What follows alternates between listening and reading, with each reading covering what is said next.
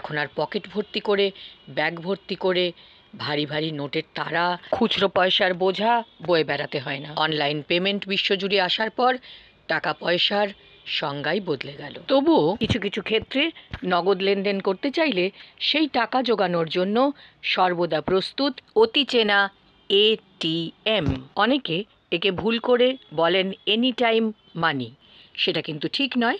আসলে এটিএমের full form হলো অটোমেটেড টেলার মেশিন।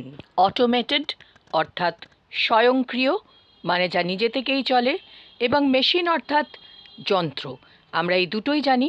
টেলার শব্দটি এসেছে ইংলিশ শব্দ কাউন্ট থেকে, যার মানে গণনা করা বা গণনাকারী, মানে ব্যাংকের সেই কর্মচারী যিনি আপনার লেনদেনের হিসাব রাখেন। এক্ষেত্রে আপনার লেনদেন সামলাচ্ছে একটি অটোমেটিক মেশিন, এটিএম।